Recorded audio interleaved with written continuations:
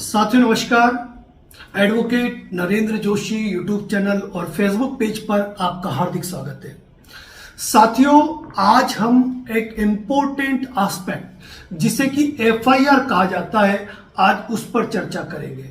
Generally सामान्य लोगों की बात करूंगा, वह एफआईआर से पूरी तरह वाकिफ ही नहीं है। जब किसी व्यक्ति के साथ किसी भी प्रकार की कोई घटना, कोई आपराधिक कृत्य कारित होता है, चाहे वो मारपीट का हो, लूट का हो, डकैती का हो, चोरी का हो, या कोई भी ऐसा मामला जिस मामले में किसी व्यक्ति के साथ कोई गलत कृत्य कारित हुआ है, वहां भारतीय दंड संहिता की विभिन्न धाराओं के अंतर्गत नजदीकी पुलिस थाने में एफआईआर दर्ज कराए जाने का प्रावधान है।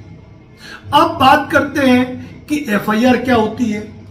जब किसी व्यक्ति के साथ कोई घटना किसी स्थान विशेष पर कारित हुई तो वह व्यक्ति उस क्षेत्र के नजदीकी पुलिस थाने पर जाता है और नजदीकी पुलिस थाने पर जाकर वह वहां के थानाधिकारी एसएचओ के नाम पर एक एप्लीकेशन लिखता है कि सेवा में श्रीमान थानाधिकारी महोदय, पुलिस थाना जो भी है वो जिला। प्रार्थी खुद का पूरा नाम, पता, एड्रेस लिखता है और उसके साथ क्या घटना हुई वह पूरी घटना का ब्यौरा लिखता है। कब, कहां, कैसे, किसने, कितने बजे, क्यों, पूरी घटना का ब्यौरा लिखता है और पूरी घटना का ब्यौरा लिखने के बाद अपने हस्ताक्षर कर वह पुलिस थाने में देता है।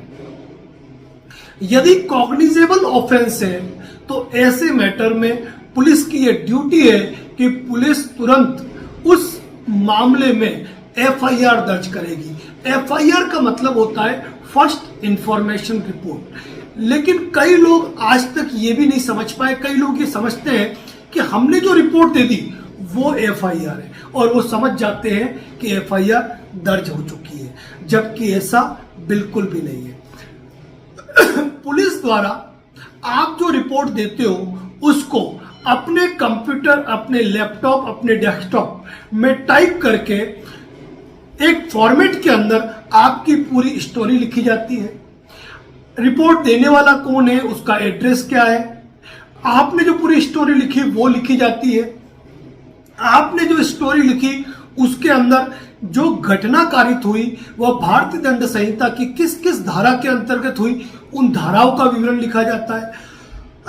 आपका एफआईआर नंबर कितना है, कौन से साल का है, कितने बजे घटना हुई, कितने बजे एफआईआर दर्ज की गई, उसकी जानकारी होती है। और अंत में होता है कि उस एफआईआर में किसको, किस पुलिस अधिकारी को इन्वेस्टिगेशन ऑफिसर यानी कि अनुसंधान अधिकारी नियुक्त किया गया है, उसके नाम का जिक्र होता है। और फिर उसकी प्रिंट आउट निकालकर एक कॉपी आपको दी जाती है बिना किसी चार्ज के, बिना किसी फीस के। और पुलिस के उच्चाधिकारी, एसपी ऑफिस और जो संबंधित कोर्ट है वहां पर उनकी प्रति पहुंचाई जाती है उस एफआईआर की। अब ये मान के चलिए कि यदि इस तरीके से आपको कोई डॉक्यूमेंट दिया है तो इसका मतलब कि आपकी एफआईआर दर्ज हो चुकी है। लेकिन आपको अगर कोई डॉक्यूमेंट नहीं दिया और आप पूछते हो कि सर मेरी एफआईआर दर्ज हो गई, वो कहते हैं हाँ हो गई, तो आप कॉपी मांगिए। अगर कॉपी नहीं मांग दी तो आप पूछिए कि क्या एफआईआर दर्ज नहीं की गई, क्या आपने केवल परिवार में इसको चढ़ाया है। यदि वो कहते हैं कि हाँ हमने एफआईआर दर्ज नहीं की, तो ऐसी कंडीशंस के अंदर आप उस जिले के संबंधित पुलिस उपाधीक्षक, पुलिस अधीक्षक को आप रिपोर्ट दे सकते हैं वो और लिखेंगे कि संबंधित पुलिस थाने में इस तारीख को हमने रिपोर्ट दी, किंतु पुलिस अधिकारी द्वारा एफआईआर दर्ज नहीं कराई गई, जिस कारण हम आपके पास उपस्थित हैं। थानाधिकारी को आदेश करें कि वह एफआईआर दर्ज कर मुलजिमानों को गिरफ्तार करे और कानूनी कार्रवाई करे। अब ऐसी अवस्था के अंदर पुलिस उच्चाधिकारी भी यदि आपकी बात को नहीं सुनते हैं और एफआईआर का आदेश नहीं देते हैं तो आपके पास अंतिम जो विकल्प है वह है कि उस पुलिस थाने की जो संबंधित कोर्ट है वहां पर वकील साहब के माध्यम से दंड प्रक्रिया संहिता की धारा 156 सेक्शन 3 के अंतर्गत एक इस्तगासा फाइल होगा और उस इस्तगासे में आप संपूर्ण ब्यौरा वापस अंकित करेंगे। थाने में कब रिपोर्ट दी वो लिखेंगे, एसपी को कब रिपोर्ट दी वो लिखेंगे, यदि उस घटना से संबंधित कोई साक्ष्य है वो पेश करेंगे और जिस पर कोर्ट द्वारा पुलिस थानाधिकारी द्वारा क्या कार्रवाई की इसकी स्टेटस रिपोर्ट मंगाई जाएगी और उसके बाद एफआईआर का आदेश दिया जा सकता है। एक बात मैं आपको जरूर कह दूं कि मामला कोई भी हो, अगर संज्ञेय मामला है तो पुलिस को एफआईआर दर्ज करना जरूरी है। महिला संबंधित मामलों में पुलिस को तुरंत ही एफआईआर दर्ज करना है। यदि कोई पुलिस अधिकारी इसकी अवज्ञा करता है तो 166 AIPC के अंतर्गत उनके ऊपर भी कार्रवाई हो सकती है।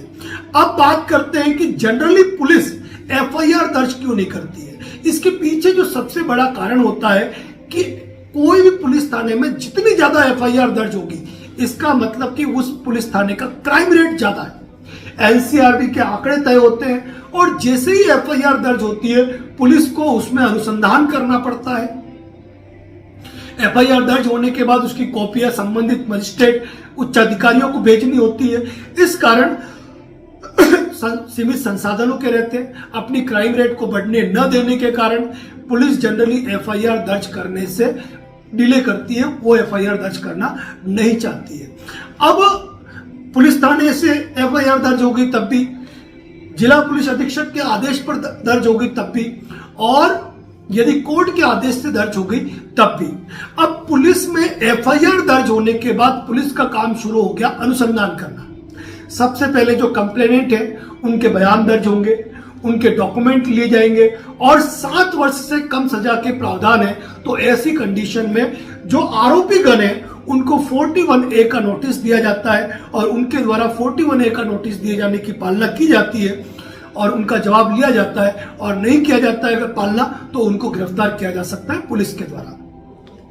अब बात यह है कि कभी कभी पुलिस एफआईआर तो दर्ज कर लेती है लेकिन एफआईआर दर्ज करने के बाद कार्रवाई नहीं करती है।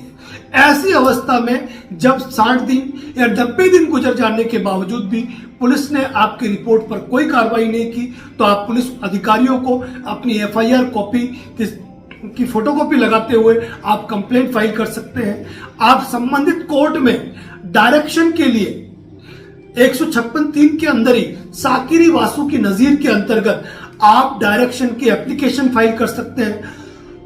साथ ही आप स्टेटस रिपोर्ट के लिए अपने एडवोकेट के जरिए कोर्ट में एप्लीकेशन फाइल कर सकते हैं कि पुलिस ने अब तक क्या कार्रवाई की वह आपके सामने आएगी। यदि आप लगातार पीछे पड़े रहेंगे तो इस मामले में आपको आपकी रिपोर्ट के अंदर रिलीफ मिलता है। कई बार पुलिस अनुसंधान अधिकारी अनुचित प्रभाव में आकर या अनुचित लाभ लेकर आपकी रिपोर्ट पर कार्रवाई नहीं करते हैं और आपके मैटर में क्लोजर रिपोर्ट पेश करते हैं, जहां कोर्ट में आप प्रोटेस्ट पिटीशन फाइल करके भी अपनी बात को रख सकते हैं और वापस अनुसंधान करवा सकते हैं, कोर्ट कॉग्निजेंस ले सकता है। इसके अलावा 482 CRPC में भी बहुत से प्रावधान व्यक्तियों को दिए गए हैं।